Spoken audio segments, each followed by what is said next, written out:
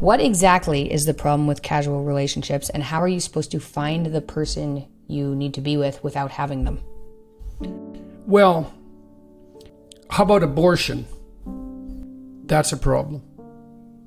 One thing I can say about abortion that I think would generate no objection is you wouldn't give one to your sister for a present. So whatever it is, it's not desirable. And how not desirable it is at minimum open to question. So I don't think there's any such thing as a casual sexual relationship. I don't believe that. I've never seen any evidence that that's the case. People rationalize that constantly because they want to believe that short-term hedonistic gratification is ethically acceptable. And I don't think it is. I think that it trains you to treat yourself and other people as instrumental objects of short-term pleasure, obviously. Mm-hmm. Well, is that how you want to train yourself? How's that going to work? You're going to have a long-term relationship at some point? How are you going to train yourself for that? Okay, so having said that, how carefully should we conduct ourselves in sexual matters? I would say, well, as carefully as you conduct yourself in any matter of importance.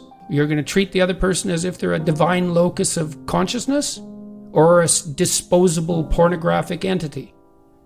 Well, those are the borders. Okay, but then you say, well, you have to practice. And there's truth in that. And how do you practice? And the answer is, well, that's one of the central complications of life, right? To get the balance between individual action and the whole domain of sexuality and reproduction right is perhaps there's no more difficult question, especially once you've solved the question of do you have enough to eat tomorrow? Mm-hmm. That'd be the next one that pops up. Mm-hmm. But I don't think there is such a thing as casual sex.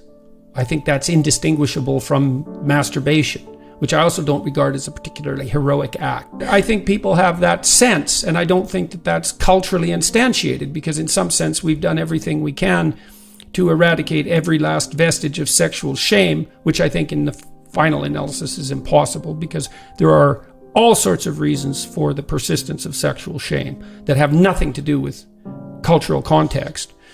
Still, it's a furtive and underground activity. And the reason for that is because it's suboptimal for all sorts of reasons. Well, how much motivation does a young man need to overcome his fear of rejection and establish a relationship with a woman? And the answer to that is, we don't know. But sexual deprivation could easily be part of it. Because to do something difficult, you need a lot of motivation. You need frustration working for you. You need fear working for you. You need lust working for you. You need loneliness working for you. To bind a man and woman together, especially if they're going to produce children, this is a very, very difficult thing to do successfully. And so anything that interferes with that is to be viewed with extreme skepticism. And that's undoubtedly part of the reason that shame around hedonistic sexual activities remains a constant, despite our best attempts to eradicate it. I think I would also say, just from my experience growing up, especially in university, it's seen on the outside, having casual sexual relationships, as this fun thing. Mm-hmm. It's not fun. No. And nobody thinks it's fun, especially women. So if you're around other girls and they're like, oh yeah, I hooked up with this guy, none of you guys are actually enjoying that. Yeah. Right? And I think that's a lie that women tell each other. Yeah. Why? I think because they think other people don't care. And because if you do it, it makes you feel bad enough that you're like, well, I don't want to look at that. Whatever's going on there, like maybe me feeling bad is not healthy. Right. Like I'm not, and it means there's something wrong with you. Yeah, or there's something wrong with you, right? And so it's like, and it's unpleasant enough that you're like, well, I'll just, keep going. It's already happened. There's nothing I can do about it. So it might as well be okay, because what am I going to do about it if it's not okay? And I think this is pretty common for women in university to hook up with people, right? It's called hookup culture. It's not fun. It doesn't make you feel good. It really makes you really lonely, right? It's not a good idea. Why do you think it makes you lonely? I think because what you're looking for is connection with somebody. And so what you're does that getting mean? this physical connection, and you're not getting any emotional connection. Here's an interesting thing I used to tell my clients is, don't do anything with anyone sexually that you wouldn't talk to them about.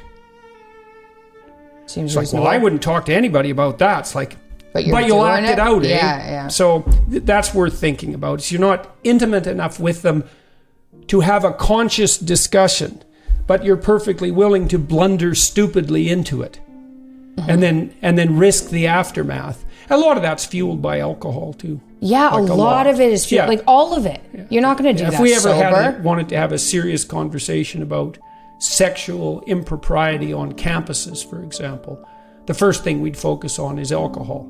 But we don't want to have a serious conversation about that because, well, we don't want to have chaperoned parties like there were in the 1950s. It's like, well, having some older people around to keep the drunken orgy under control actually turns out not to be such a bad idea. Alcohol is a drug that really radically decreases people's medium to long-term orientation, right? It really focuses you on the present, which makes it, if it's a good drug for you, it makes it unbelievably fun because it decreases anxiety and it increases likely opiate bonding and dopamine-mediated extroversion. And so, like, it's cocaine, heroin, and a benzodiazepine rolled into one.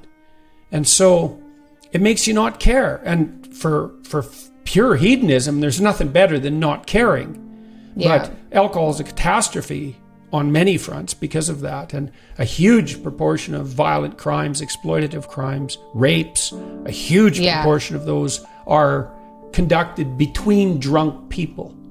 I don't believe that there is moral casual sex because I don't think sex is casual. I don't think anything about it is casual.